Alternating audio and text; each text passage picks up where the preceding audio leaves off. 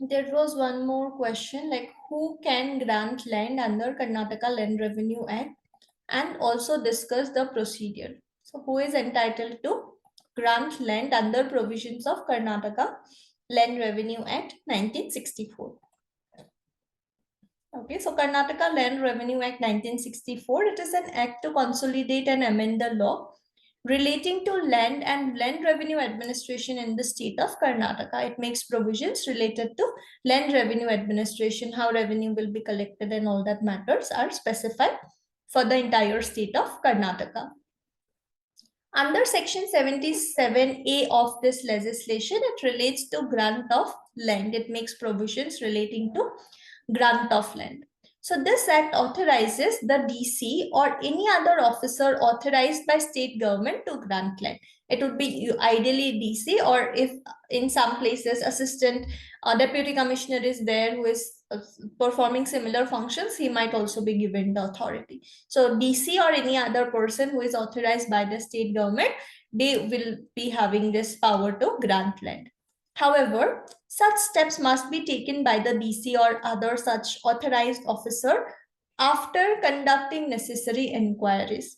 During the process of inquiry, they will ensure that a person, these are certain things that the DC or other such authorized person need to ensure before granting land. That a person was immediately before the first day of March 1974 in actual possession and cultivation of any land not exceeding 1 unit, which has vested in the state government. So this land was vested to the state government, and 1 unit, land not exceeding 1 unit, this person was cultivating there.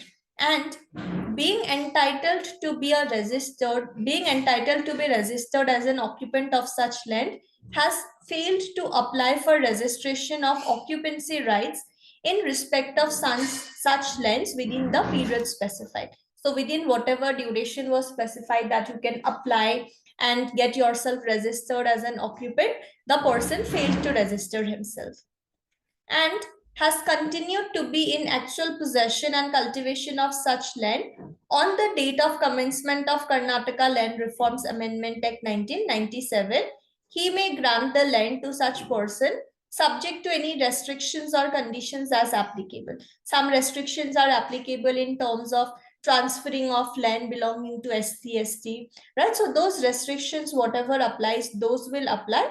Apart from that, this person is having a right that he can transfer it also. He may grant the land to such other person based on the restrictions.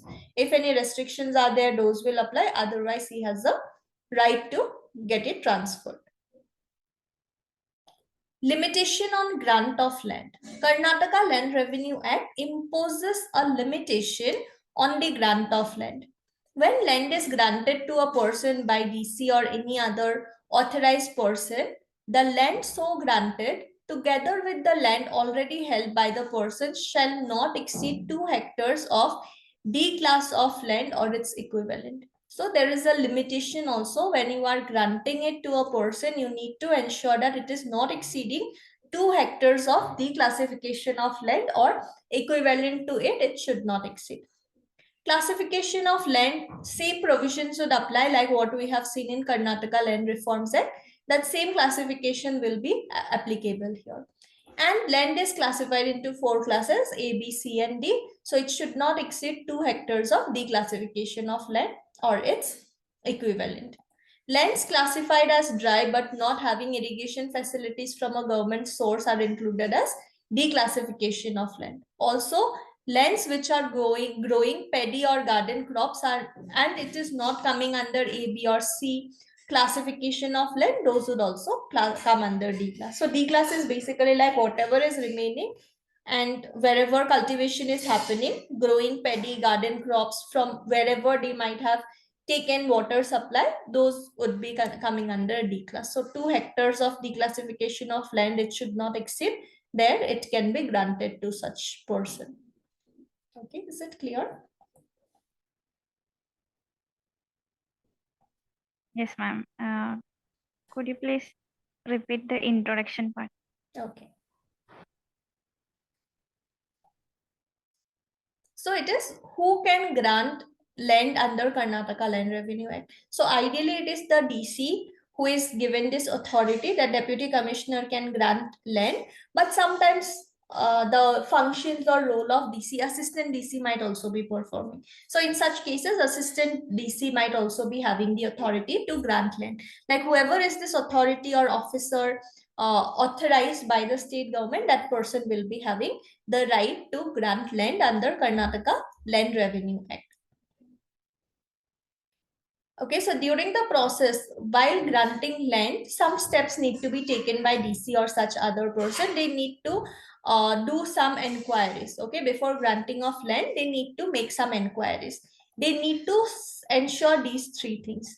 Okay, that immediately before first day of March 1974, this person was in actual possession and cultivation of land not exceeding 1 unit, which has vested in the state government. Now this land has gone to state government, but this person was in possession, actual possession of that land, or was cultivating there before first day of March 1974. This person to whom the DC wants to grant the land, he was having actual possession of it, or he was cultivating in that particular land.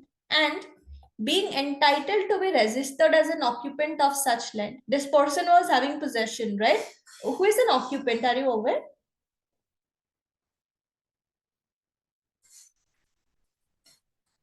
Um,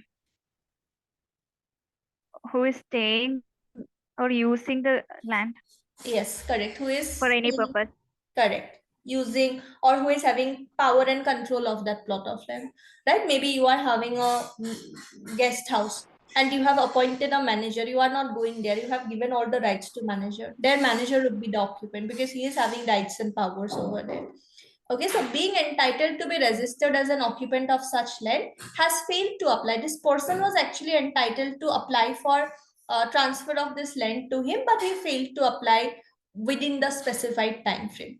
Okay, that is also something which DC has to ensure, and has continued to be in actual possession and cultivation of such land on the date of commencement of Karnataka Land Reforms Amendment Act 1974. He may grant the land to such person subject to any restriction. So this person is having a right to get it transferred to some other person also, but he needs to follow these restrictions or conditions, whatever applies under these different legislations related to land reforms and other stuff. So those restrictions would apply. Otherwise, this person is having a right to get it transferred also.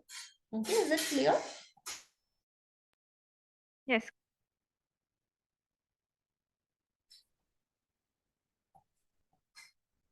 So these legislations are like related, right? Because all are related to land related matters in the state of Karnataka.